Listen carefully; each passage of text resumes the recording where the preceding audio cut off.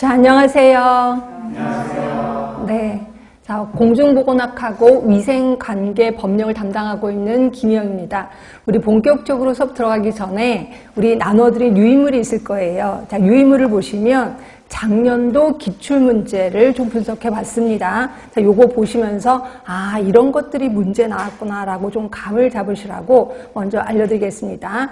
자, 맨 처음에 보시면 개념 제일 많이 나온 문제 좀 보세요. 제일 많이 나온 때가 보건관리 쪽입니다. 근데 이쪽은 많이 나올 수밖에 없는 게 워낙 양이 많아요. 분량이 많아. 그래서 9문제나 나왔구나 하시면 되고, 자, 이거를 떠나서 감염병 관리 보세요. 감염병 관리는 그렇게 양이 많지는 않거든요.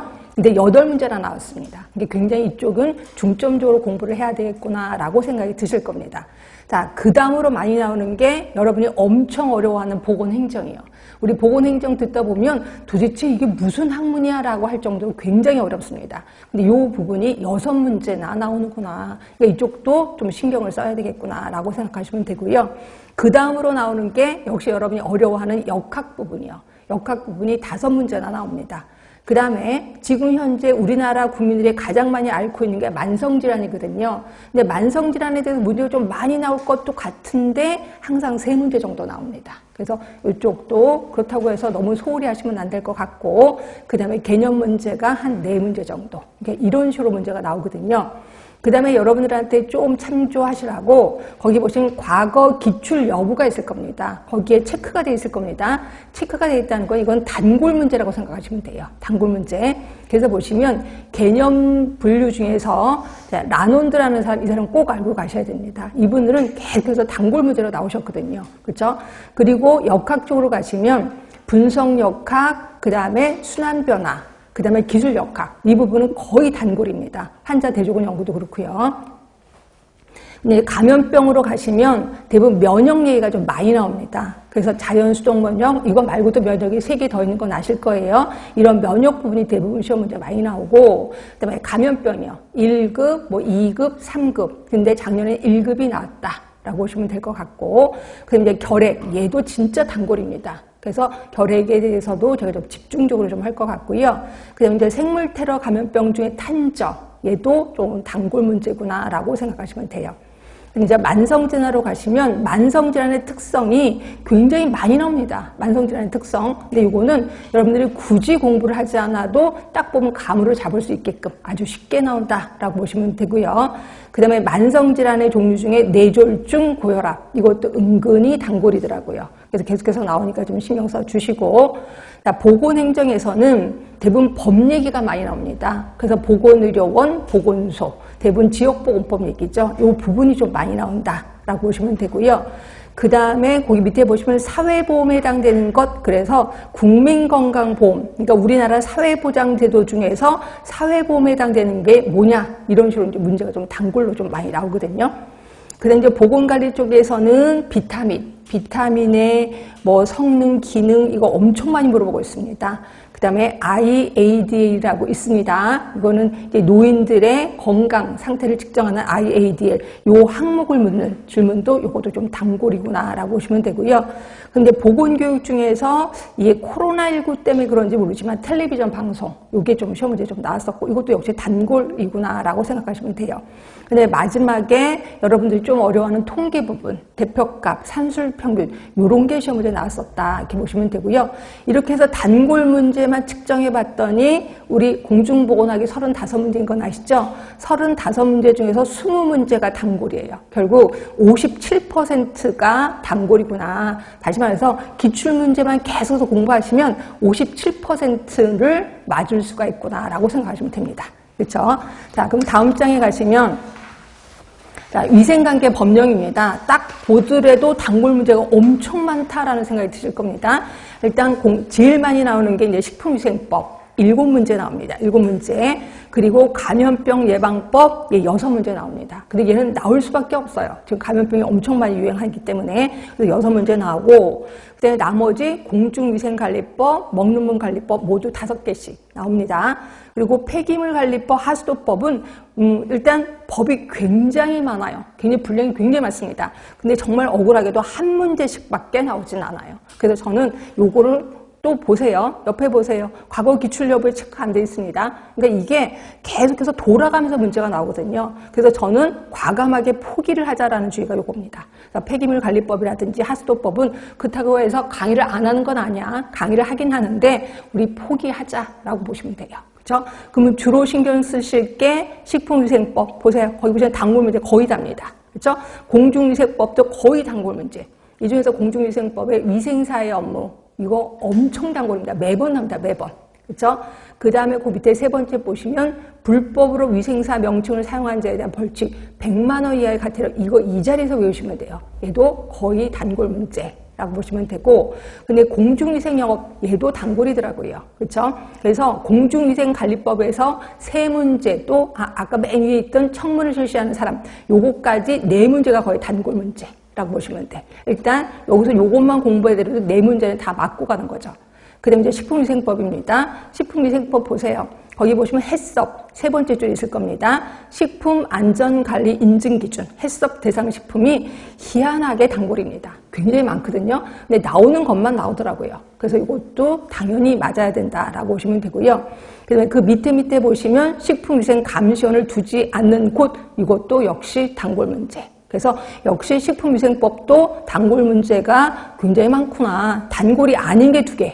그렇죠? 그러니까 7문제 중에서 5문제가 단골이구나 라고 보시면 되고 자, 감염병 예방법입니다. 1급 감염병, 2급 감염병. 아까 공중보건학에서도 1급 감염병 나왔었죠.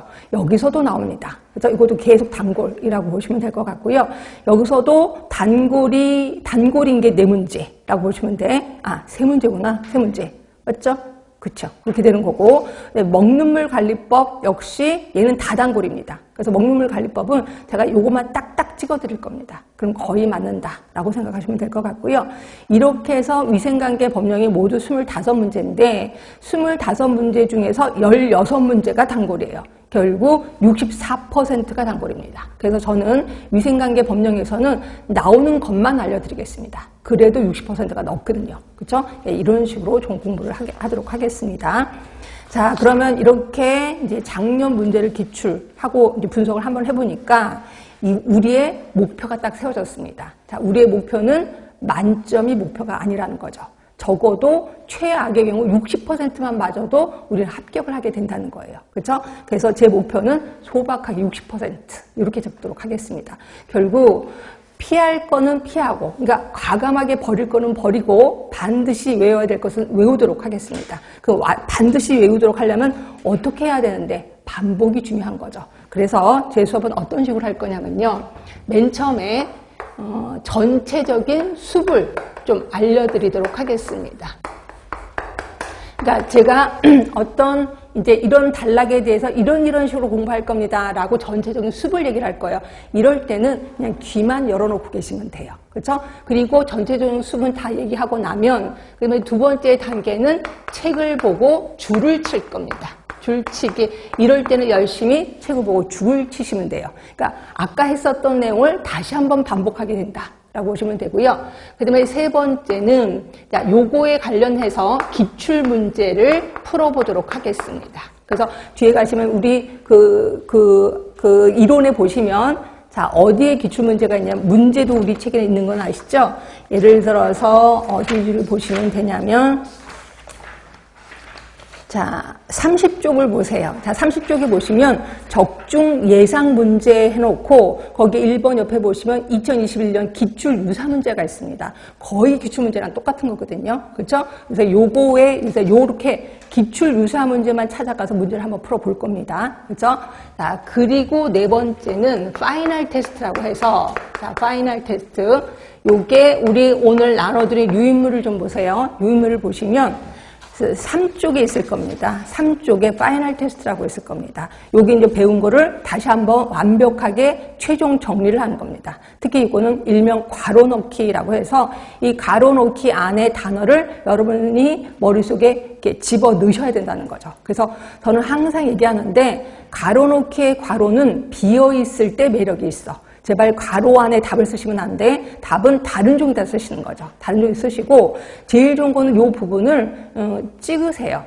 핸드폰으로 찍으셔서 길거리 다니셔도 계속해서 이 가로 안에 단어를 생각하게끔. 예, 그게 아주 좋습니다. 예, 그게 이제 제가 맨날 말하는 상식화라고 생각하시면 돼요. 그래서 모든 암기는 한꺼번에 외우는 게 아니라 조금씩 외우시는 거야. 그래서 이렇게 해서 상식화 하시는 거고. 자, 그러면 일단 똑같은 내용을 4번 반복하게 됩니다. 4번 반복. 그럼 이걸 또 다시 한번 확인해 봐야 되겠죠. 그래서 다음 주에 오시면 쪽지 시험이 기다리고 있을 겁니다. 쪽지 시험. 이것도 아주 쉬운 문제입니다. 그렇죠? 이 쪽지 시험. 그래서 모두 우리는 5번 반복하게 되는 거죠.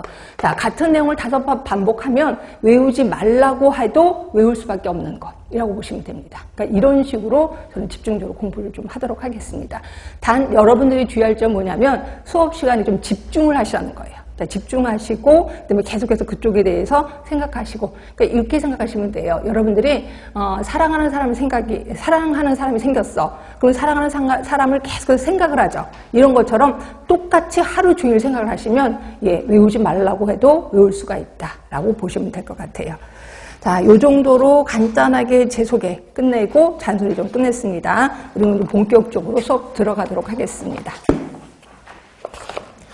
그리고 또 하나 수업을 듣던 도중에 또 궁금한 게 있을 거예요. 그럼 분명히 당연히 제 수업 끝나고 제 방에 오셔서 물어보셔도 돼요. 근데 희한하게 물어보면요. 되게 좀 그런가 봐요. 제가 이제 다시 한번 설명드리면 눈으로는 잘 몰라. 근데 그냥 알겠어요 이러는 거예요. 그래서 제대로 이해되셨어요? 그런데도 예, 알았어요. 그런데 눈은 몰라요. 그렇죠? 그런데 그냥 가시더라고요. 근데 이게 1대1로 물어보면 약간 부담스러운가 봐요. 그래서 혹시 그게 부담스러우면 네이버 카페에 영양만점, 위생만점이라는 곳이 있습니다. 여기에 질문을 올리시면 새벽에 올리셔든 뭐 밤에 올리셔든 낮에 올리셔든 제가 득달같이 질문에 답을 좀 다룰 겁니다. 근데 제가 1시간이 넘도록 대답이 없어. 그건 제가 수업을 하고 있는 중입니다. 그러니까 그건 조금만 참아주시면 돼. 그거 외에는 하루 안에 모든 대답을 다 이렇게 올리도록 하겠습니다. 그래서 요거 잘 활용해 주시면 될 것 같습니다.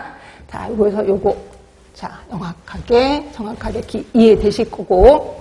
자, 본격적으로 수업 들어갈 건데, 우리는 맨 처음에 자, 공중보건학의 개념 들어가겠습니다. 우리는 공중보건학의 개념인데 제일 처음에 건강의 개념부터 들어갈 거예요. 여러분 꼭 그러시더라고요. 공중보건학인데 왜 건강을 다시 한번 좀 정의를 하나요? 라고 하는데 보통 우리가 알고 있는 건강의 정의하고 공중보건학에서 보는 건강의 정의하고 좀 다르거든요. 그래서 이거 좀 들어갈 거고 두 번째는 이제 공중보건학의 개념에 대해서 들어갈 겁니다. 공중보건학의 개념.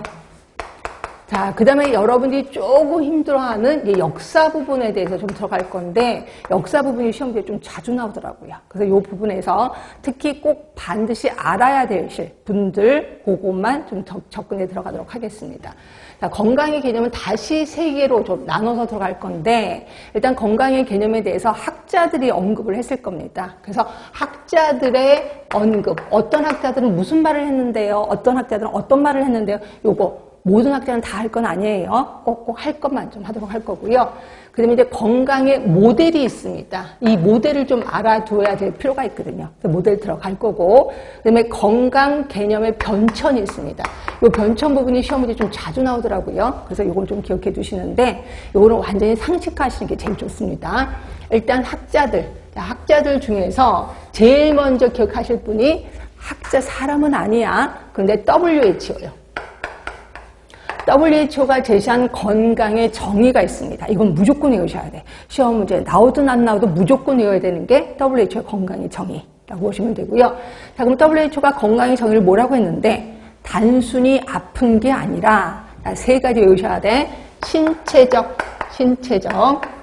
그 다음에 정신적, 사회적으로 안녕한 상태. 요거를 WHO가 얘기를 했습니다. 신체적, 정신적, 사회적으로 안녕한 상태가 건강한 상태다. 이건 그냥 외우시면 돼. 신체, 정신, 사회.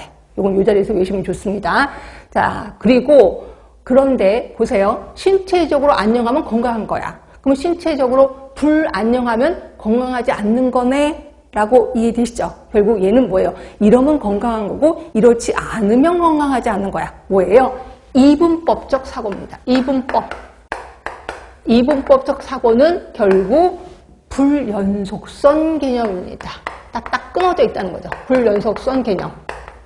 자, 그런데 솔직히 우리는 하루 종일 그런 경우가 있어요. 제가 이제 아침에 일어나서 세수를 했는데, 피부가 너무 깨끗한 거야. 그래서 이게 뭐지? 왜 어저께 내가 뭘 먹었길래? 그러고서 이제 화장을 하는데 화장도 너무 잘 먹는 거예요. 와, 기분 되게 좋은데? 씻고 막 그래서 이제 화장 다 했거든요. 그리고 안경을 딱 쓰니까 아니야, 원래 얼굴이 되돌아왔어. 아, 역시 내 얼굴이구나. 이러면서 하루 중에도 기분이 좋다가 나쁘다가 할 때도 있단 말이에요. 이런 거랑 똑같이 건강도 좋을 때가 있고 나쁠 때가 있단 말이에요. 그렇죠? 하루 중에 왔다 갔다 한다. 그래서 요게 WHO 개념하고 우리가 느끼는 개념이 좀 다르단 말이에요. 그래서 요거에 대해서 얘기한 사람이 누구냐면 던이라는 사람이에요. 자, 던은 뭐라고 했냐면 건강은 일직선상에서 왔다 갔다 한다라고 표현했어요. 이쪽으로 갈수록 건강한 거야. 그러니까 이쪽으로 갈수록 불건강한 거야 라고 얘기를 하는 거죠. 그래서 건강은 이렇게 움직일 수 있어. 왔다 갔다 한다 라고 얘기를 한 거죠. 이걸 우리 뭐라고 해요? 연속선 개념이에요. 연속선 개념. 그리고 자, 이분법적 사고 아니지. 연속선 개념입니다. 그리고 건강은 움직이는 거라 그랬습니다. 동적인 개념이에요. 동적인 개념. 자, 그러면 WHO는 뭐라고 할 수 있어요? 정적인 개념이잖아요. 그죠? 정적인 개념. 그래서 WHO 개념, WHO의 건강의 정의는 반드시 외워야 되는데 요거에 반발을 드는 사람이 던이라는 사람. 그래서 요 사람도 좀 외우자라고 보는 겁니다. 그죠? 이것도 외우시고, 그 다음에 제 개인적인 의견으로는 버나드라는 사람도 있습니다. 이 버나드라는 사람도 좀 기억을 해두시는 게 좋은데, 버나드는 저는 글씨 갖고 외웠거든요. 이건 요 자리에서 외우시는 게 좋습니다. 자, B, 요거 별로 안 예쁘죠. 또, B, 이거 별로 안 예쁘죠. 위, 아래가 균형을 받아야 돼. 결국 외부 환경이 바뀌었을 때 내부 환경이 발빠르게 움직이면 나는 건강한 거다라고 보고 있습니다. 날씨가 갑자기 추워. 그랬을 때 내가 옷을 껴입으면서 내 몸을 따뜻하게 보내. 그럼 나는 건강한 거죠. 결국 항상성 개념을 제시한 게 버나드의 항상성 개념. 이것도 머릿속에 좀 알고 계시면 되고, 그 다음에 작년에 기출문제 나왔던 라논드라는 사람. 근데 이 사람은 그전에도 시험 문제 좀 나왔어야 되는데 이제 뒤늦게 나온 거예요. 자, 라논드는 뭐라고 했냐면 건강에 영향을 미치는 요인이 4가지가 있다라고 표현했습니다. 그럼 4가지 당연히 외워야 되겠구나 라고 보시면 되고요. 4가지 중에 하나가 환경입니다. 환경. 그리고 인체 생리. 그 다음에 생활 습관, 그 다음에 보건관리 시스템, 보건의료 시스템, 요 4가지라고 얘기를 했습니다. 4가지 여기 너무 힘든데요. 이 중에 하나만 외우시면 돼요. 하나. 생활 습관이요. 생활 습관. 자, 솔직히 생활 습관이 건강을 좌지우지하지 않아요? 내가 예를 들어 담배 피우는 습관이 있어. 그럼 조금 몸이 안 좋겠네. 내가 운동하는 습관이 있어. 그럼 난 건강하겠네. 라고 얘기를 하는 거야. 그래서 이 생활 습관이 50%를 관여한다. 라고 얘기한 사람이 누구야? 라논드라고 보시면 됩니다. 자, 지금까지 건강의 개념에 대해서 4학자, 물론 WHO는 학자는 아니야. 4가지만 얘기를 한 거예요. WHO, 던, 버나드, 라논드. 요거 줄쳐보도록 하겠습니다. 자, 책은 14쪽이고요. 자, 건강의 정의 보이시죠? WHO. 단순히 질병이 없거나 허약하지 않은 상태만을 의미하는 것이 아니라 여기까지는 그냥 넘어가세요. 자, 외우실 거. 신체적, 정신적, 사회적인 안녕. 요거 외우시라고 얘기를 했습니다. 자, 신체적인 안녕 밑에 뜻 써 있습니다. 이건 굳이 제가 안 읽어도 여러분 아실 것 같아요. 아, 신체적인 안녕은 뭐 감이 잡혀요. 자, 정신적인 안녕 이것도 저 감이 잡혀요. 그런데 사회적인 안녕이 잘 뭔지 모르겠는데요. 요거 설명드릴게요. 자, 우리가 학생이라는 직업을 갖고 있어요. 여러분 학생입니다. 그럼 학생으로서의 직장인은 어떤 역할을 해야 돼? 제 시간에 와서 앉아 있어. 그렇죠? 물론 앉아 있는데 엉덩이도 아프고 정신도 없고 정신이 하나도 없어. 그래도 여기 앉아 있잖아. 그렇죠? 제 역할을 잘하고 있잖아. 그럼 이거를 사회적으로 안녕하다라고 보는 거예요. 아, 어떤 직업이 있고 직업에 충실하면 이거는 사회적으로 안녕한 거구나라고 보시면 됩니다. 자, 거기 보이세요? 사회적인 안녕 옆으로 쭉 가시면 각자 나름대로 역할과 기능을 충실히 수행할 수 있는 상태를 사회적인 안녕이라고 표현하고 있습니다. 당연히 기출문제 나왔었습니다. 자, 건강의 정의, WHO. 그 다음 이제 학자들의 개념으로 넘어가겠습니다. 이 중에서 버나드, 눈에 보이시죠? 버나드. 아직까지 나오진 않았습니다. 근데 이 사람은 기출문제로 나올 법한 사람. 자, 외부 환경 변동에 대해서 내부 환경의 항상성이 유지되는 상태, 항상성. 기억하시라고 얘기를 했죠? 그 다음에 더니어. 이 사람도 아직까지 나오진 않았습니다. 나올 법한 사람. 건강과 불건강은 연속선 개념. 자, 그러면 연속선 개념 옆에 뭘 쓸까요? 동적인 개념 하나 쓰셔야 되겠지. 그쵸? 그리고 건강, 불건강, 연속선도 하나 그려 넣으시면 될 것 같아요. 이것도 한번 찍 긁어놓고 건강, 불건강 이렇게 해서 좀 그려놓으시고 연속선 개념, 동적 개념 이것도 하나 써놓으시면 될 것 같아요. 자, 요게 던입니다. 던. 자, 그리고 라논드로 갑니다. 밑에 있을 거예요. 라논드. 자, 건강은 환경, 생활 방식. 저는 생활 방식을 뭐라고 얘기했어요? 생활 습관이라고도 얘기를 했습니다. 똑같은 말은 다 외우셔야 돼. 생활 습관, 생활 방식 똑같은 말입니다. 그리고 인간 생물학, 이게 뭐예요? 인체 생리지. 인체 생리. 똑같은 말입니다. 똑같은 말은 다 외우시라고 말씀드렸어. 왜냐면 어떤 단어를 또 교수님들이 문제 내실 수 있거든요. 그렇죠? 그래서 인체 생리 또는 인간 생물학, 보건의료 체계 또는 보건의료 시스템 똑같은 말입니다. 요 네 개에 의해서 네 개의 범주로 근데 이 중에서 생활 방식, 생활 양식이 가장 중요하다라고 표현했습니다. 결국 질병 예방은 생활 방식의 개선으로 결정된다라고 얘기한 사람 라논드입니다. 좀 기억해 주시면 되고 자, 그 다음에 제가 칠판에서 설명 안 드리는 사람 캐슬콥이 있습니다. 밑으로 쭉 내려가 보세요. 캐슬콥.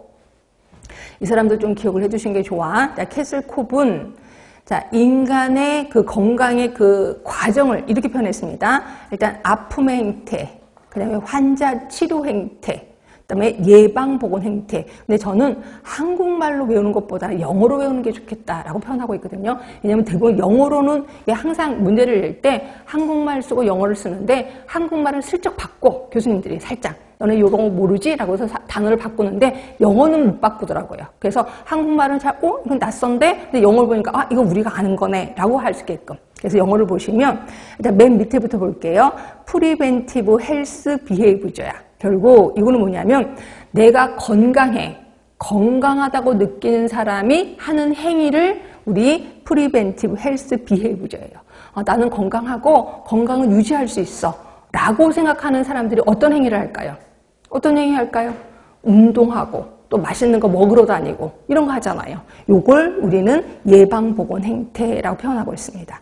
자, 그리고 다시 첫 번째로 갈게요. 일리스 비헤이브저야. 아픔의 행태입니다. 요거는 스스로 아프다고 생각하는 사람이 하는 행동이야. 자, 예를 들어서 제가 밥을 먹었는데 소화가 안 돼요. 어떻게 행동하세요? 왜 소화가 안 되지? 뭐 하세요? 집에 있는 소화제 먹어요. 그쵸? 근데 소화제 먹어도 속이 안 좋아. 뭐지? 그럼 저 같은 경우 엄마한테 손 좀 따주세요. 이렇게 편해요. 그래서 이제 바늘로 손가락을 땁니다. 근데 그런데도 아파. 그럼 어떻게 해요?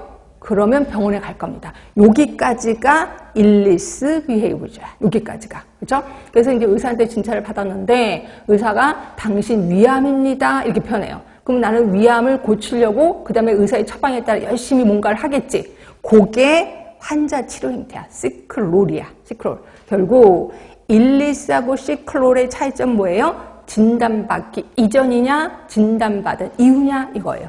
자, 진단받기 이전이면 일리스야. 진단받은 이후면 시클롤이야. 그래서 영어로 외우셔야 돼. 프리벤티브 헬스 비헤이브죠. 그 다음에 일리스 비헤이브죠. 시클롤 비헤이브죠. 2학년 거 순서대로 외우시는 게 좋습니다. 이렇게 얘기하는 사람이 누구예요? 캐슬콥이에요. 캐슬콥. 네, 이렇게 알아두시면 되고. 자, 여기까지가 건강에 대한 학자들의 개념. 이 중에서 우리 하나 더 외웠습니다. 하나 더 외운 거 뭐예요? 캐슬콥. 자, 캐슬콥이라는 사람. 자, 아픔의 행태 순서대로 얘기해 보세요. 순서대로. 맨 처음 뭐라고요? 프리벤티브 헬스 비헤이브죠. 그 다음에 아파요. 뭐예요? 일리스 비헤이브죠. 비해부죠. 그 다음이 뭐예요? 예, 시클롤 비해부죠. 예, 이렇게 해서 외워주시면 되죠. 그래서 모두 5개입니다. 학자들의. 자, 그러면 이제 모델 들어갈게요. 자, 외우실 거 5사람이구나. 머릿속에 기억해 두시고. 그럼 이제 모델 들어가겠습니다. 자, 모델은 크게 5개인데요. 이것도 단어를 외우셔야 되는데. 자, 모델. 하나가 뭐냐면 생의학적 모델. 두 번째는 생태학적 모델. 자, 세 번째가 사회 생태학적 모델. 그 다음이 사회 문화적 모델. 그 다음에 5번째가 총체적 모델 또는 전인적 모델이라고도 합니다. 이 중에서 솔직히 제일 중요한 건 총체적 모델. 제일 중요한 거. 근데 제일 중요하다고 요거라고 요것만 외우실까봐 다른 것도 무시하시면 안 돼. 일단 생의학적 모델은 뭐부터 시작하냐면요. 신체 개념부터 시작합니다. 신체 개념. 자, 신체 개념을 다른 말로 뭐라고 하냐면 심신이원론이라고 표현해요. 자, 심신이원론은 뭐냐면 조금 어려워요. 마음이야, 마음. 그리고 몸이에요. 마음과 몸은 따로따로다라고 하는 거야. 그래서 이 마음은 모르겠어. 눈에 보이지 않으니까 모르겠고 이 몸에 어떤 병원체가 들어가. 그러면 나는 병이 생기는 거다라고 하는 거야. 그러니까 이 몸을 뭐라고 했냐면 숙주라고 표현했어요. 숙주. 그리고 여기에 병원체가 들어가 그러면 병이 생기는 거예요. 그렇죠? 그런데 병원체가 내 몸에서 빠져나갔어? 그럼 나는 건강한 거야. 이렇게 본 거예요. 그러니까 몸에만 신경을 써서 이걸 신체 개념 이렇게 표현했어요. 그러니까 요때 당시에는 말도 안 되는 게 뭐였는지 아세요? 예전에는 마취제라는 게 없었었죠. 그렇죠? 그럼 마취는 어떻게 했냐면 수술할 때 어떻게 했냐면 술을 먹였어요. 술을 먹여. 그러니까 술 먹이면 약간 해롱해롱 되잖아요. 이럴 때 배를 쩍 갈라요. 그렇죠? 쩍 가르는데 환자가 아파요 소리 지르면 야, 술 더 먹여. 뭐 이러는 거야. 그럼 한쪽에서는 계속 술 먹여요. 여기서 이제 수술 다 했어. 수술 다 끝내고 수술 다 끝마쳤습니다. 딱 봤더니 이게 죽어 있어. 아, 그러면 하느님이 데려갔구나. 이렇게 보는 거예요. 말도 안 되게. 결국 몸과 마음은 따로따로고 우리 몸에 대해서만 신경 써. 마음은 하느님이 알아서 하시는 거야. 이렇게 보는 거죠. 근데 솔직히 이건 말도 안 되는 거잖아. 저는 몸이 아프면 마음도 아프고 마음이 아프면 몸도 아프던데 그런 생각 드실 겁니다. 하여튼 그때 당시에는 이렇게 신체 개념에 신경을 썼다는 거죠. 그러면서 항상 뭐라 했냐면 우리 몸이 아픈 거를 기계가 고장났다고 표현했어. 그럼 기계 고장나면 어떻게 돼요? 부속만 갈아주면 되는 거야. 부품만 갈아주면 된다 라고 보시면 되는 거고 요게 말도 안 되지만 지금도 있습니다. 지금 어떻게 해요? 예, 몸의 내부 장기를 바꿔버리잖아요. 그렇죠? 그래서 맨 처음에 우리 내부 장기 이상이 있으면 어떻게 있었어요? 돼지의 방광을 뜯어다가 내 방광이 고장이 났어. 돼지 방광을 집어넣었다면서요. 그랬더니 사람들이 그럼 내 몸이 돼지예요? 사람이에요? 이게 헷갈리거든요. 근데 그것 때문에 만든 게 뭐예요? 인간 복제잖아요. 인간 복제를 했는데 내 몸을 복제하면 얘는 내 자식이에요? 내 형제예요? 혹시 생각해 보셨어요? 네? 내 자식의 내 형제예요? 형제. 그렇죠? 그럼 얘를 복제해서 뭐 할 건데? 얘 장기가 필요하니까. 그래서 얘 장기 폐에 뜯어다가 나한테 해, 얘는 죽어버리는 거죠. 그래서 이것 때문에 인권유린회에서 아니 복제 인간도 인간인데 너무한 거 아니에요? 이거 여기까지 온 겁니다. 그러다 보니까 인간을 재정의하기 시작했어. 어떻게 재정의했냐면 브레인의 무게예요. 그래서 브레인의 무게가 몇 그램 이상이면 인간이라고 하자. 그래서 요새 의학에서는요, 처음부터 뇌가 없는 인간을 복제하려고 노력을 하고 있습니다. 정말 무서운 세계가 이뤄진다. 이렇게 보시면 되고요. 또 하나 좀 생각난 김에 혹시 여러분 실험관 얘기하세요? 실험관 얘기? 어떤 분은 실험관 얘기라고 했더니 이제 아빠의 정자, 엄마의 난자를 수정시켜서 시험관에서 아기를 키운다라고 하는데 그건 아니야. 그러니까 요거 수정란을 엄마 뱃속에 집어넣는 거예요. 그렇죠? 수정란을 실험관에서 해서 그냥 수정란을 뱃속에 집어넣는 거죠. 근데 이제 문제는 엄마의 자궁이 멀쩡하지 않으면 어떻게 해요?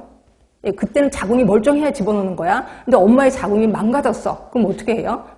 그래서 만들어진 게 뭐예요? 대리모예요, 대리모. 근데 대리모, 그래서 이제 미국에서는 대리모를 구할 때 엄청나다면서요. 일단 외모도 좀 돼야 되고, 지식도 높아야 되고, 먹고 사는 것도 괜찮아야 되고, 그래서 대리모를 딱 뽑잖아요. 그럼 대리모한테 그 수정란을 집어넣고, 대리모한테 뭐 돈도 주고, 집도 사주고, 그 다음에 직장 다니고 싶으면 직장도 얻게 해주고, 다 해준다면서요. 이러다 보니까 대리모가 배부르고 등 따시니까 딴 생각을 하기 시작하는 거죠. 그래서 어떤 대리모가 뱃속의 얘기는 내 얘기야라고 주장을 한 거예요. 솔직히 자기 난자도 없는데, 그죠? 그런데 이게 법정의 싸움까지 갔는데 누가 이겼냐면 대리모가 이겼습니다. 말도 안 되게. 그래서 이제 부모님들이 그러면 대리모를 할 수가 없지. 이게 돈 많은 사람들이 그렇게 얘기를 하니까 그러면 꼭 대리모가 그렇게 할 수가 없어요? 그러면 혹시 친정엄마는 어때요? 시어머니는 어때요? 여기까지 나왔습니다. 근데 생각해보세요. 친정엄마가 아기를 낳아서 그러면 내 아들이야? 아니면 이게 뭐 내 형제? 이거 헷갈린단 말이야. 시어머니. 그래서 그건 좀 아니죠. 라고 했더니 그 학자들이 절대로 포기 안 하죠. 그래서 이 과학자들이 그러면 꼭 인간의 뱃속이어야 됩니까? 여기까지 나왔습니다. 그래서 지금 미국에서는 오랑우탕 안에 인간의 수정란이 지금 자라고 있대요. 근데 3개월만 되면 자꾸 죽어나가서 이게 문제다. 그래서 만약에 이게 성공을 하게 되면 우리는 오랑우탕의 산정 관리까지도 해줘야 된다라고 생각하시면 돼요. 굉장히 무서운 일이 벌어지는 게 모두 뭐 때문에? 요거 때문에. 생의학적 모델입니다. 그래서 이 생의학적 모델은 말도 안 되는 것 같지만 지금도 번창하고 있는 게 생의학적 모델. 그렇죠? 그래서 좀 기억을 해 두시라고. 자, 그러면 숙주와 병원체 간의 관계라고 분명히 얘기를 했고요. 그러면 생태학적 모형은요. 여기 이제 하나씩 더 추가하기 시작합니다. 자, 숙주 그대로 내려오고 병원체 그대로 내려오고 하나 더 생겼는데 요게 환경이에요. 환경. 자, 그러면서 뭐라고 했냐면 환경이 제일 중요해 라고 표현하고 이걸 또 그림까지 그렸습니다. 그림은 어떻게 그렸냐면 지렛대를 그렸어요. 이거 역학에서 나중에 배우실 겁니다. 미리 좀 알려드릴게. 자, 요게 환경이란 지렛대, 받침대에 여기에 숙주, 여기에 병원체 이렇게 있는 거예요. 그래서 얘네가 균형을 받으면 건강한 거야. 근데 균형이 깨졌어? 그러면 나는 아프게 된다라고 보는 걸 생태학적 모형이라고 표현해요. 그리고 생태학적 모형은 숙주, 병원체, 환경의 관계구나라고 보시면 됩니다. 그렇죠? 자, 그러면 사회생태학적 모형이요. 자, 사회생태학적 모형은 숙주 그대로 내려옵니다. 그리고 병원체하고 환경을 묶어서 얘네 두 개를 묶어서 환경으로 내려옵니다. 환경. 하나 더 생긴 게 뭐냐면 개인 행태가 하나 생겨요. 개인 행태. 개인 행태가 뭔데요? 아까 말한 생활 습관이요. 생활 습관. 그렇죠? 그러면서 제일 중요한 게 뭔데? 개인 행태가 중요하다라고 표현했어요. 이게 사회 생태학적 모델. 그렇죠? 자, 그러면 사회 문화적 모델은요. 자, 사회 문화적 모델은 요거는 얘네들하고 좀 결을 좀 달리 했습니다. 얘는 준거 집단이 중요하다라고 표현했어요. 준거 집단. 준거 집단은 뭔데요? 내가 소속되어 있는 집단 또는 내가 원하는 집단이라고 보시면 돼요. 예를 들어서 내가 공무원이에요. 이제 공무원이 그럼 준거 집단이 이제 공무원이 되는 거죠.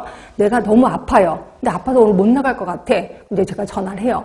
계장님, 제가 오늘 이러기해서 너무 아파서 못 나갈 것 같습니다라고 얘기를 해. 그럼 계장님이 얼마나 아픈데? 막 이렇게 얘기를 해요. 그럼 저는 뭐 설사도 좀 하고 몸도 으실으실 춥고, 야, 그런 건 아픈 거 아니야. 빨리 나와. 그 다음부터는 내가 아픈 게 아니에요. 환자가 아니에요. 그렇죠? 근데 계장님이 야, 그 정도로 아프면 병원에 가야지. 오늘 나오지만 그 다음부터는 내가 환자가 되는 거예요. 결국 내가 아프고 안 아프고는 누가 결정해? 준거 집단이 결정하는 거예요. 그렇죠? 이해되시죠? 이걸 우리 사회문화적 모델이라고 표현하는 거예요. 사회문화적 모델. 자, 무엇보다 더 중요한 건 총체적 모델이다라고 표현했고요. 총체적 모델은 건강을 좌지우지하는 숙주 그대로 내려옵니다. 뭐라는 이름으로 내려오냐면 인체생리라는 말로 내려옵니다. 인체생리. 환경 그대로 내려옵니다. 환경. 자, 개인 행태 그대로 내려옵니다. 살짝 말을 바꿔요. 뭐라고? 생활 습관이라는 말로 내려옵니다. 자, 그리고 하나가 더 생겼는데 그게 뭐냐면 보건의료 시스템이에요. 보건의료 시스템. 이거 어디서 봤는데? 이거 어디서 봤어요? 인체생리, 환경, 생활습관, 보건의료 시스템 어디서 봤어요? 아까 라논드가 얘기한 거잖아. 그쵸? 그게 총체적 모델이었구나. 그쵸? 결국 총체적 모델, 라논드가 얘기한 거 똑같습니다. 그쵸? 그리고 여기서도 제일 중요한 거는 보건의료 시스템 아니야. 뭐예요? 생활 습관이 중요하다라고 얘기한 거예요. 그래서 외우셔야 돼. 그죠? 4개. 자, 근데 얘만 딸랑 외우시면 안 되고 순서대로 이렇게 해서 외우시는 게 좋을 것 같아요. 자, 그러면 요거 줄쳐볼게요. 자, 15쪽입니다. 15쪽에 보시면 동그라미 3번은 좀 이따 할 거고 동그라미 4번 건강 개념 정의에 대한 접근입니다. 생의학적 모델 보시면 니은번에 보이시죠? 정신과 육체를 분리하는 데카르트의 정신육체 이원론, 저는 뭐라 그랬어요? 심신이원론이라고 표현했었죠. 심신이원론. 그리고 요때 정신에 대해서는 신경 안 쓰고 몸에 대해서만 신경 쓴 거야. 결국 얘를 여기다 하나 쓰셔야죠. 신체 개념 하나 더 써주시고 숙주병원체라는 단어를 하나 더 써주시면 되죠. 거기다가 숙주 안에 병원체가 들어가면 나는 아픈 거야. 근데 숙주에서 병원체가 빠져나가면 나는 건강해진 거다라고 써주시면 되죠. 숙주, 병원체 이렇게만 써주시면 돼. 그 다음에 생태학적 모형입니다. 자, 생태학적 모형은 거기 박스, 조그만 박스가 있을 거예요. 병인, 이걸 다른 말로 병원체라고 표현합니다. 병원체. 그리고 숙주, 그리고 환경. 결국 환경이 하나 더 생겼구나 이렇게 생각하시면 되고요. 자, 니은번에 보세요. 고드는 이거 나중에 역학에서 배우실 거니까 좀만 참으시면 돼. 병인, 숙주, 환경이 평형을 이룰 때 건강이 유지된다. 이 중에서 제일 중요한 거는 환경적 요소다라고 얘기를 했습니다. 아까 제가 분명히 설명드린 거고. 그냥 사회 생태학적 모형입니다. 자, 사회 생태학적 모형은 역시 조그만 박스 안에 들어가시는 거 보이시죠? 숙주, 그다음에 환경, 그 다음에 새로 생긴 게 개인 행태. 이 중에서 제일 중요한 거는 개인 행태 말씀드렸고, 자, 사회 문화적 모형입니다. 사회 문화적 모형은 건강 판단의 주체는 사회의 주도적인 집단 또는 준거 집단이 된다 라고 표현했습니다. 여기다 하나 제가 예를 들어 드린 거 좀 써주세요. 그래서 제가 공무원이면 개장이 아프다 그러면 그때부터는 환자고, 개장이 아프지 않아 라고 한다면 나는 아프지 않은 거다 라고 하나 써주시면 되죠. 결국 건강과 질병의 판단의 척도는 상대적이다. 맞죠? 내가 어느 집단에 속했는지 이게 상대적이다 라고 보시면 돼요. 자, 그 다음에 이제 총체적 모델입니다. 자, 총체적 모델은, 자, 거기 보이죠? 환경. 그 다음에 생활 습관. 그 다음에 인체 생리, 보건의료 체계, 보건의료 시스템. 이 중에서 제일 중요한 거는 생활 습관. 예, 거기다가 별표를 좀 쳐 넣으시는 게 좋겠습니다. 예, 이렇게 해서 우리 건강의 개념, 네, 들어갔습니다. 그 다음에 우리 이제 세 번째, 변천. 들어가겠습니다. 변천. 변천은 굳이 공부하지 않아도 여러분 벌써 머릿속에 들어가 있었을 수도 있어. 자, 그거만 한번 물어보겠습니다. 잘 수업 시간에 집중을 하셨다면, 아까 연속선 개념이 있었고 불연속선 개념이 있었습니다. 기억하세요? 자, 어디에서 어디로 바뀌었는지 혹시 기억하세요? 불연속성 개념은 WHO였었어요. 그리고 연속성 개념은 던이었었습니다. 어디에서 어디로 바뀌었을 것 같아? 불연속에서 연속성 개념으로 바뀌었을 것 같아. 맞아요. 그렇죠? 자, 그러면 동적인 개념이 있고 정적인 개념이 있었습니다. 어디에서 어디로 바뀌었을 것 같아? 정적 개념에서 동적인 개념으로 바뀌었을 거예요. 맞지? 그렇죠? 아까 혹시 신체 개념 아세요? 신체 개념. 그렇죠? 그리고 심신 개념이 있습니다. 자, 신체 개념은 뭐였었냐면 심신이원론이야. 몸과 마음은 따로따로야. 이거지. 얘는 뭐냐면 심신 개념은 뭐냐면 심신이론론이야. 몸과 마음은 하나야 라고 얘기한 거예요. 어디에서 어디로 바뀌었을 것 같아요? 신체 개념에서 심신 개념으로 바뀌었을 것 같아요. 예, 맞아요. 근데 또 하나 있어요. 또 하나. 어떻게 바뀌었냐면, 혹시 기억하실래나? WHO 건강의 정의 기억하세요? WHO 건강의 정의. 무슨 정 외우시라 했는데. 신체적, 정신적, 그렇지, 사회적 건강. 요걸 묶어서 우리 뭐라고 했냐면 생활 개념이라고 했어요. 생활 개념. 그렇죠? 결국 이게 이렇게 바뀌었구나라고 보시면 돼. 그렇죠? 그래서 WHO가 이렇게 얘기를 한 거구나라고 보시면 되는 거죠. 그래서 신체 개념이 심신 개념으로, 요게 다시 생활 개념으로. 생활 개념은 뭔데요? 신체적, 정신적인, 사회적인 안녕이라고 보는 거예요. 그렇죠? 결국 여기에서 현대에서 보는 건강의 개념은 뭐예요? 사회적인 건강을 중요시 여기는구나 라고 보시면 됩니다. 예, 이렇게 바뀌었겠죠. 그렇죠? 자, 그러면 요거는 또 어떻게 바뀌었을까요? 자, 운명론. 내가 아픈 거는 타고난 거야. 나 뱃속에서부터 결정이 됐어. 그래서 나는 아픈 걸 거야. 이게 운명론적 사고가 있습니다. 운명론적 사고에서 아니야. 나 아픈 거는 우리 사회가 문제야. 우리 국가가 문제야. 국가가 나를 아프게 한 거야. 라고 그거를 우리 건강권이라고 표현합니다. 건강할 권리가 있다는 거죠. 자, 이렇게 있습니다. 어디에서 어디로 바뀌었을 것 같아? 여러분 느낌에? 그치. 운명론에서 건강권으로 바뀌었을 것 같아요. 그래서 지금 내가 아픈 거는 우리 사회가 문제인 거야. 라고 본다는 거죠. 혹시 여러분들 우리 대한민국이 우리를 아프게 할까요? 건강하게 할까요? 이거 그냥 대놓고 물어보는 거예요? 여러분 아직까지 이거에 대한 어떤 기본적인 어떤 지식은 없을 거예요. 우리 대한민국이 국민을 아프게 한다, 안 아프게 한다. 잘 모르시죠? 그쵸? 자, 우리는 아파야 치료해주지. 그쵸? 근데 영국 같은 데는 예방에 신경 쓰거든요. 그쵸? 아프기 전에 신경을 쓰는 거예요. 영국이. 그렇습니다. 근데 우리나라는 아파야 치료를 해주는 거야. 결국 대한민국 국민을 아프게 할 수밖에 없어요. 그냥 아파야지 치료해주는 거니까. 결국 이렇게 우리는 아픈 거는 국가 책임이야 라고 보는 걸 건강권이라고 보는 겁니다. 그래서 이렇게 이미 다 외우셨죠? 이거 시험 문제 나왔었는데 다 외웠잖아요. 그치? 한번 확인해 볼게요. 자, 15쪽에 제일 꼭대기 보시면 보이시죠? 신체 개념, 심신 개념, 생활 개념. 그럼 생활 개념에다 뭘 쓸까요? 거기다가 신체적, 정신적, 사회적인 안녕 하나 써주시면 되죠. 자, 그리고 정적 개념에서 동적 개념 외우셨습니다. 그 다음에 요건 안 외웠구나. 병리학적 개념, 병리학적 개념이 뭔데? 병리. 뭐예요? 내 내부 장애가 이상 있는 걸 병리학적인 거라고 보는 거죠. 이게 생태학적으로 바뀌었대. 아, 그럼 병리학적 개념은 뭐예요? 숙주 안에 병원체가 들어간 거야. 그렇죠? 이게 병리학적 개념이야. 그치? 그러면 생태학적 개념은 뭔데? 숙주, 병원체, 환경. 이게 들어가는 거지.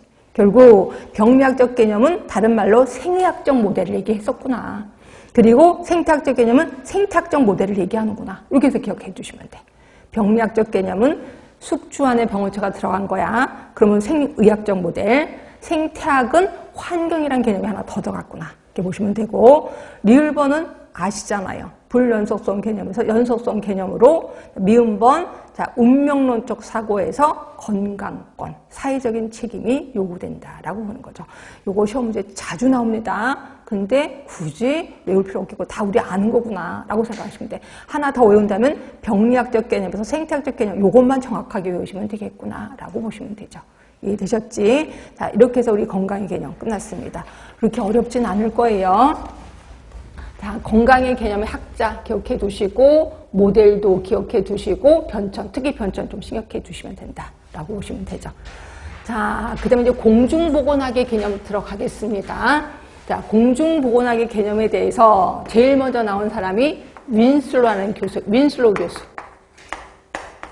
윈슬로 교수가 얘기를 했고요. 그러면 WHO는 안 해도 되나요? 아니요. 윈슬로 교수가 언급한 걸 그대로 WHO가 받아들였어요. 그래서 윈슬로 교수가 얘기한 거나 WHO가 언급한 거나 똑같은 개념이구나. 결국 하나만 외우면 되겠구나 라고 보시면 됩니다. 그렇죠? 자, 그럼 윈슬로 교수는 뭐라고 얘기를 했는데, 근데 여기서는 윈슬로 교수, WHO 이게 똑같게 얘기했기 때문에 요거는 제가 퉁치고 한 사람만 더 알려드릴까 합니다. 한 사람이 누구냐면 앤더슨이라는 사람이 있습니다. 앤더슨. 요 사람 것도 좀 알고 계시는 게 좋습니다. 자, 윈슬로우 교수는 공중보건학의 개념에 대해서 언급을 했고요. 그런데 그래서 앤더슨은 공중보건학을 실천하려면 세 가지 수단, 세 가지 방법, 수단에 대해서 언급을 했거든요. 이게 아직까지 시험 문제 안 나왔어요. 왜 안 나오나 모르겠습니다. 그래서 요거 혹시 나올까봐 요것도 좀 알려드리도록 하겠습니다. 자, 그럼 윈슬로우 교수 뭐라고 얘기했는지 한번 좀 볼까요? 16쪽에 바로 보겠습니다. 동그라미 2번을 좀 볼게요. 조직적인 지역사회 노력을 통해서, 자, 조직적인 지역사회 노력을 통해서 질병을 예방하고 수명을 연장하고, 자, 외우실 거 있다. 신체적, 정신적 효율을 증진시키는 기술이자 과학이다라고 정의했습니다. 여기 너무 힘든데요? 근데 보세요. 질병 예방, 수명 연장. 간단하죠? 그리고 신체적, 정신적 효율을 증진시키는 거야. 아까 뭐가 없어요? 정신의 개념, 아까 건강의 개념 중에 뭐가 없어요? 사회적인 게 빠졌네. 그래서 예전의 문제가 건강의 개념에는 있는데 공중보건학의 개념이 없는 거 문제 여기 한번 시험에 나온 적 있었거든요. 이게 사회적인 건강이에요. 그렇죠? 여기는 신체적이고 정신적인 효율을 증진시키는 기술이자 과학이다라고 한 거. 그러니까 특징이 단어만 기억하면 되겠다. 질병 예방, 수명 연장, 신체적, 정신적 효율. 이렇게만 외우시면 되겠다. 그렇죠? 문제는 핵심 체크인데요. 이걸 외우라고 그러기도 그렇고 외우지 말라고 하기도 그렇고 좀 걱정이 되는 게 이 부분이에요. 이건 여러분 선택하시면 돼요. 아까 조직적인 지역사회 노력이라고 그랬죠. 이 조직적인 지역사회 노력을 5개로 제시를 했습니다. 너무 외우기 힘든데요. 근데 제가 암기 팁은 나름대로 드릴게요. 자, 거기 보시면 전염병 관리. 그러니까 전염병에 걸린 거예요. 2번부터 볼게요. 그러니까 말도 안 되지만 하여튼 보세요. 전염병에 걸렸어. 그럼 우리 뭐라고 하냐면 네가 위생이 잘못된 거 아니야? 개인 위생 교육 들어갑니다. 개인 위생. 그분처럼 뭐라 그래요? 아니요, 환경이 잘못된 것 같아요 라고 얘기를 해요. 환경 위생 들어갔죠. 그죠? 이렇거나 저렇거나 병원에 가자. 그게 4번이에요. 조기 진단 및 치료를 위한 의료, 간호봉사의 조직화. 그죠? 그러면서 5번에 보시면 사회제도 개선이 들어가요. 그래서 그냥 대강만이라도 좀 알고 계시라고요. 왜냐면 다른 쪽에서는 이거 엄청 중요시 여기는 게 조직적인 지역사회 노력이거든요. 우리 쪽에서 아직까지 한 번도 안 나와서 한 번쯤은 나올 것 같아서 그러니까 대강만 외웁시다. 감염병에 걸렸어. 전염병에 걸렸어. 그럼 제가 사람들이 너가 위생이 잘못된 거 아니야? 그럼 저는 뭐라 그래? 환경이 잘못된 거죠 라고 얘기를 하는 거고 이렇거나 저렇거나 병원에 가자. 의료, 간호봉사의 조직화, 사회제도 개선. 예, 그렇게 해서 딸랑 외우시면 될 것 같고 이건 여러분 선택이에요. 안 외우셔도 제가 할 말은 없습니다. 하여튼 이런 조직적인 지역사회 노력을 통해서 질병 예방하고 수명 연장하고 그리고 반드시 외우실 거 신체적, 정신적 효율 이렇게 외우시면 돼요. 자, 3번 앤더슨 얘기한 거 이런 공중보건 사업을 수행하려면 3가지 수단이 있습니다. 3가지 수단 이것도 한 번도 안 나와서 얘도 좀 나와야 되는데 보건교육, 보건행정 그리고 보건법규입니다. 교육, 행정, 법규 외우실 수 있죠? 근데 교육은 조장행정이라고 합니다. 조장이 뭔지는 아세요? 조장? 그러니까 뭔가를 조장한다. 어떤 분이 그러더라고 조장을 했더니 조의 장이요 이렇게 얘기하는데 그게 아니라 뭔가를 뭐라고 하지? 동기부여시킨다고 할까?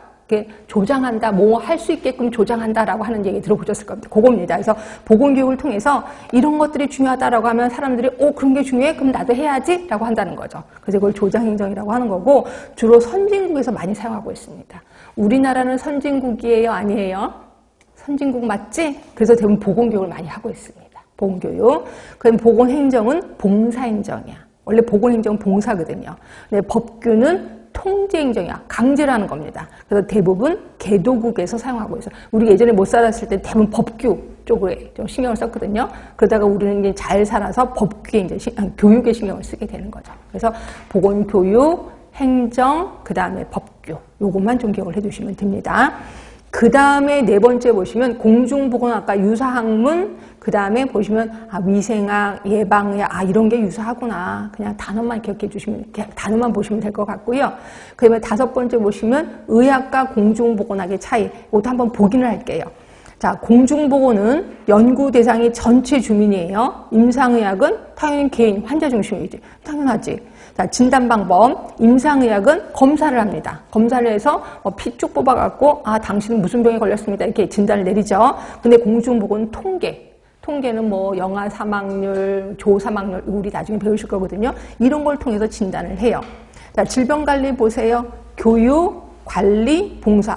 우리가 알고 있던 아까 앤더슨, 그걸 얘기하는 거네. 이런 거를 통해서 관리를 하는 거고. 자, 목적 그냥 보시면 되고. 그래서 요거 동그라미 3번, 동그라미 5번은 그냥 슬쩍 넘어가시면 될 것 같아요. 예, 거기서 넘어가시고. 자, 그럼 우리 정리하고 갑시다. 공중보건학의 개념, 윈슬로 교수 얘기했습니다. 윈슬로 교수, 조직적인 지역사회 노력을 통해서, 뭐 있었어요? 건강, 질병의 예방이지. 질병 예방, 그 다음에 수명 연장을 하면서 또 하나, 2개 단어 외우셔야 되는데, 기억하세요? 신체적, 정신적인 효율. 네, 요거 외우셔야 겠습니다. 자, 그리고 문제는 조직적인 지역사회, 요게 문제다라고 얘기를 했었습니다. 그래서 대강이라도 좀 외우자라고 했고, 자, 앤더슨이 제시한 세 가지의 수단. 자, 강제로 하는 게 뭐였었지? 강제로 하는 거? 보건, 법규. 그죠? 봉사행정이 뭐였는지 아세요? 봉사행정, 보건, 행정. 그렇죠? 그 다음이 조장행정이 뭐였는지 아세요? 조장, 보건, 교육. 그럼 선진국에서 하는 거는 보건, 교육. 그렇죠? 그 다음에 개도국에서 하는 거는 보건, 법규. 네, 그렇게 해서 하시면 되고요. 여기까지 공중보건학의 개념 끝났습니다. 조금 쉬었다가 여러분들이 좀 힘들어하는 역사 부분 들어갈게요. 조금만 쉬겠습니다.